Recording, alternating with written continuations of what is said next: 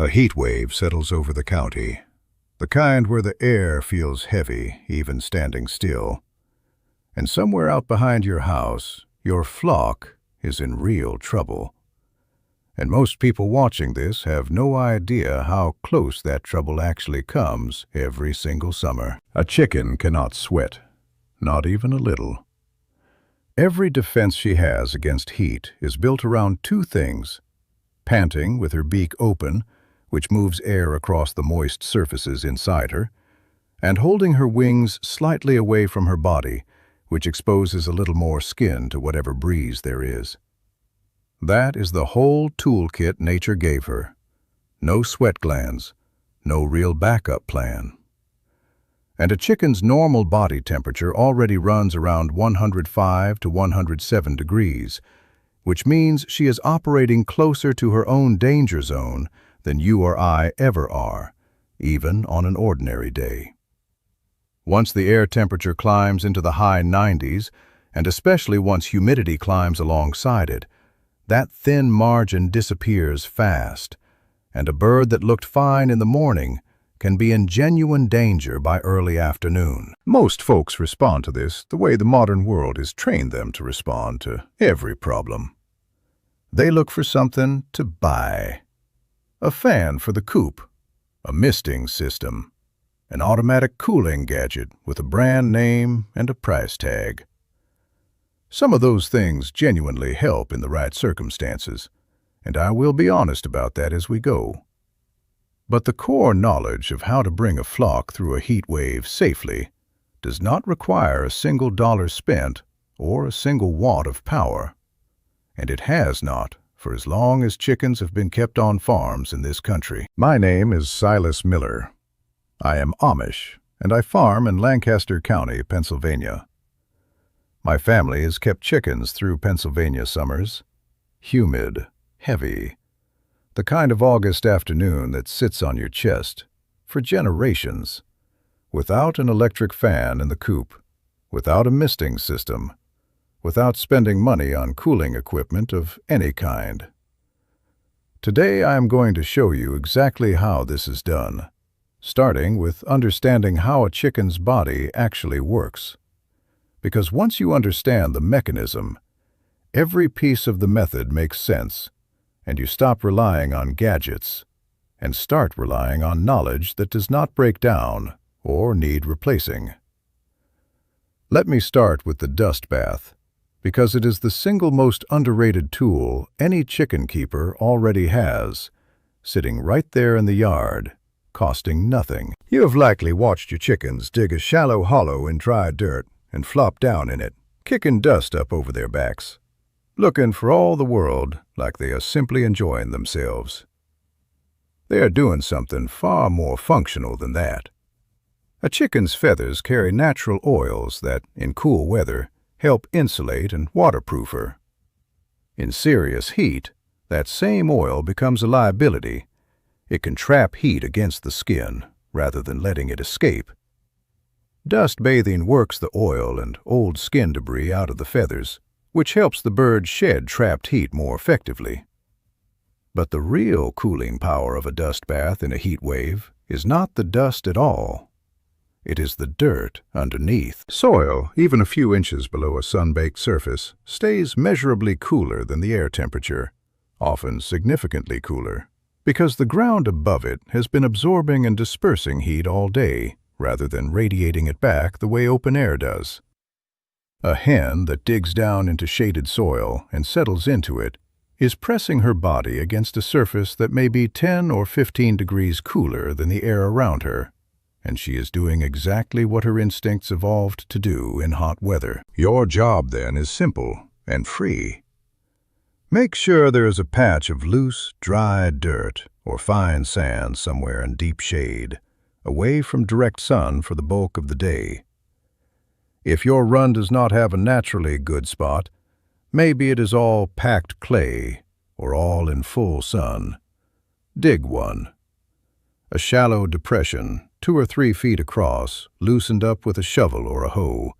Set under whatever shade you have, a tree, the shaded side of the coop, a tarp stretched between 2 posts. That is the entire cost of this method. An hour with a shovel, and the patch will serve your flock every single hot day from now on. Now, water.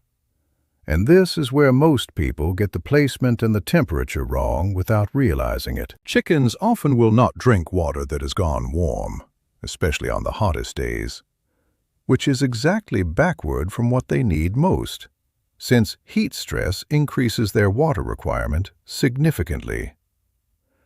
A water source sitting in full sun by mid-morning is already warm by noon, and a bird that will not drink warm water is a bird quietly heading toward dehydration, while her waterer sits right there, technically full. Set your water in the deepest shade you have, not just partial shade, full shade, the kind that stays cool even at midday.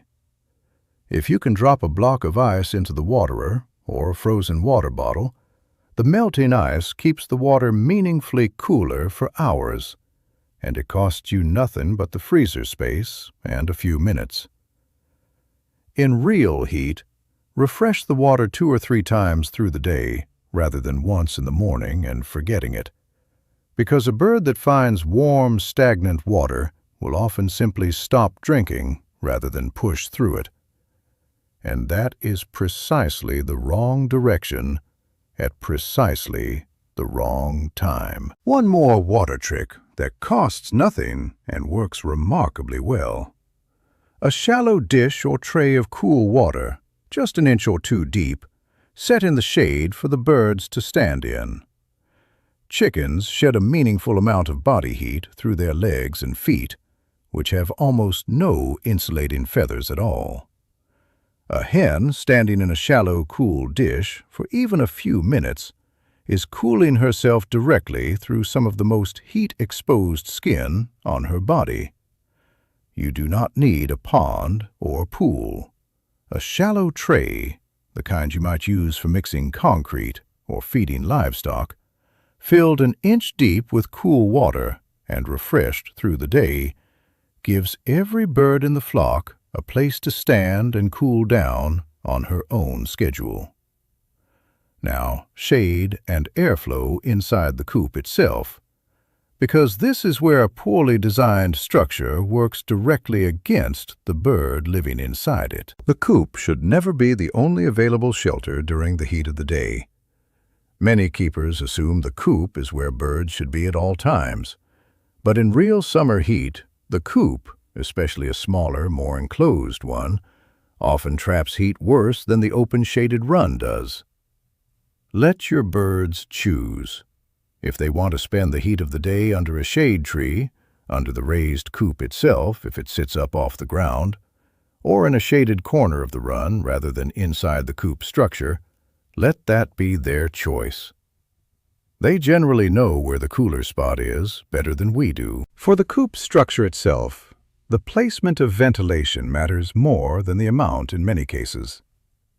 Heat rises, which means ventilation placed high on the coop walls, near the roof line, lets the hottest trapped air escape continuously, while ventilation low on the walls mostly just lets in air that is already hot from sitting near the ground in full sun. If your coop only has low vents or windows, that is worth correcting. Even a simple, well-screened opening cut high on a gable end, covered with hardware cloth to keep predators out, will let genuine cross-ventilation develop and carry trapped heat up and out rather than letting it bake the birds below. Keep bedding thin in summer, no more than an inch or 2, rather than the deeper bedding you might use in winter for warmth. Thick bedding holds heat and moisture and contributes to the same ammonia buildup I have talked about on this channel before, which only compounds the heat stress a bird is already dealing with.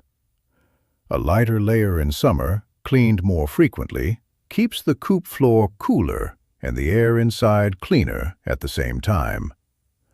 If your coop has a metal roof, and many do, a coat of light-colored paint on the exterior, white especially, reflects a meaningful amount of solar heat rather than absorbing it the way a dock roof does. This is a one-time cost of a can of paint and an afternoon, and it measurably lowers the interior temperature on a sun-baked roof for as long as that coat of paint holds up. Now, feeding, and this is the part most people get backward, because the instinct in any kind of distress is often to offer more food, when, in a heat wave, the opposite consideration matters more. Digesting food, especially protein-rich food, generates internal body heat as part of normal metabolism.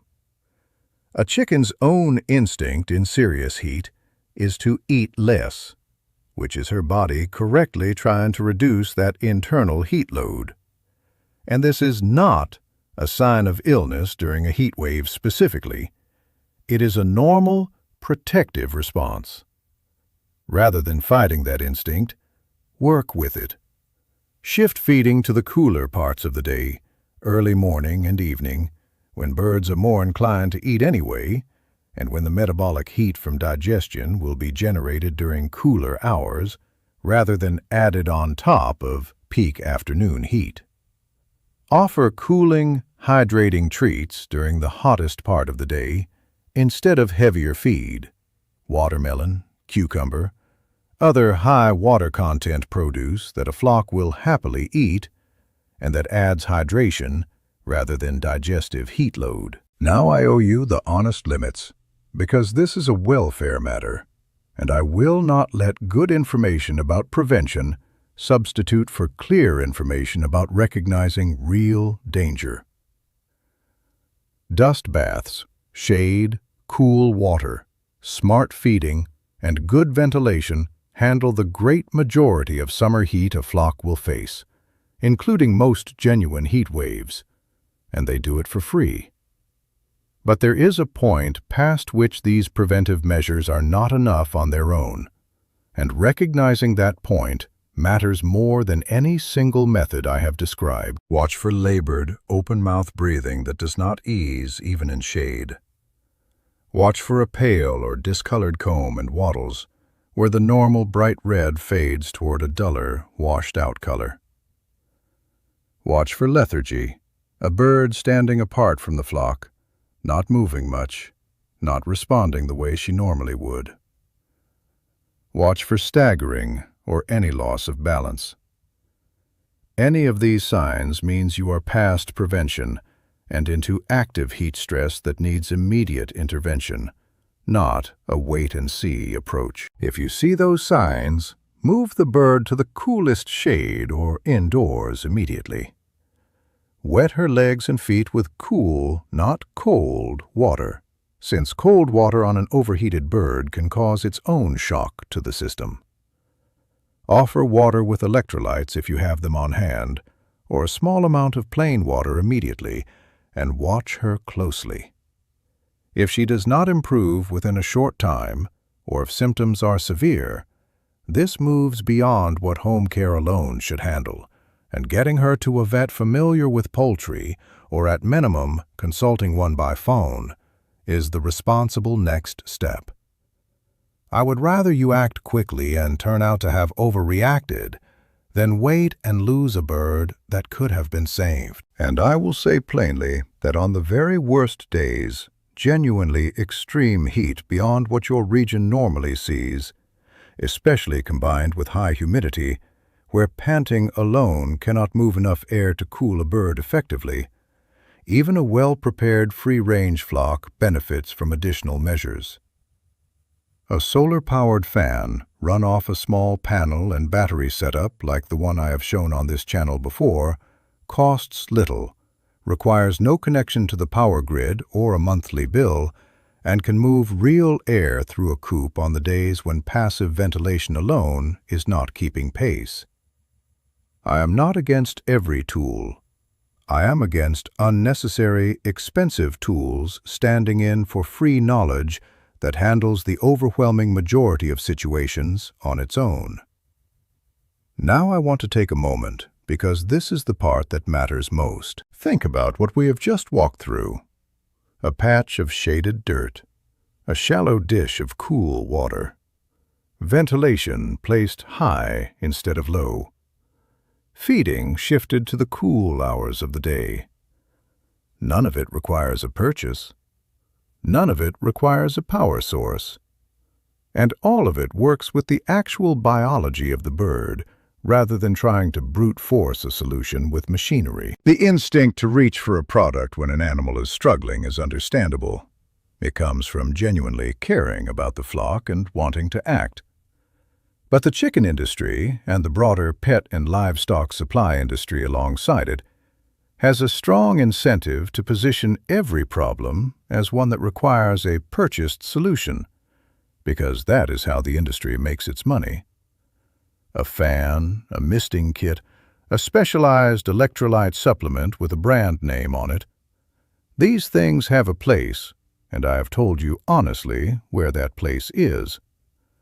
But the foundation of keeping a flock safe through a heat wave was understood by farmers long before any of those products existed, and it remains just as effective today, for the simple reason that the chicken's biology has not changed, even though the marketplace selling you solutions to her biology has grown considerably. My grandmother kept a flock through Pennsylvania summers her entire life, without a single piece of cooling equipment beyond a shovel for digging a dust patch and a good eye for where the shade fell through the day.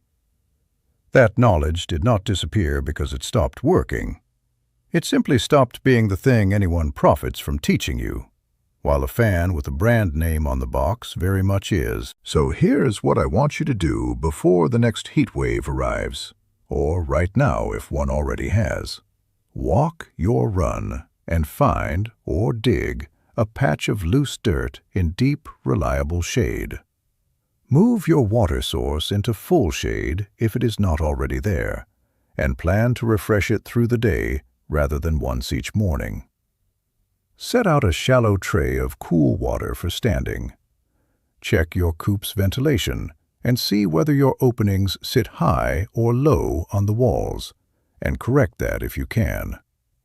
Shift your feeding schedule to the cool hours and offer water-rich treats instead of heavy feed during the peak heat. Then watch your flock through the next hot day with this knowledge in mind, and tell me in the comments below, have you ever lost a bird to heat? Or come close to it? What part of the country do you keep your flock in? And what has worked for you that I have not mentioned here? I read every single comment, and the methods people have worked out in their own climates, their own coop designs, their own flocks, teach the next person more than any single video can on its own. Next time, since we have been talking about keeping animals comfortable through the heat, I'm going to show you how my family manages the barn and the larger livestock through the same kind of heat wave, the shade structures, the water systems, and one old trick involving the placement of the barn doors that moves more air through a hot barn than most people would believe possible. It is the natural extension of everything we covered today. Until then, dig the shade patch, move the water, watch your flock closely, and remember, the people who built this country with their hands knew things we are only just starting to remember.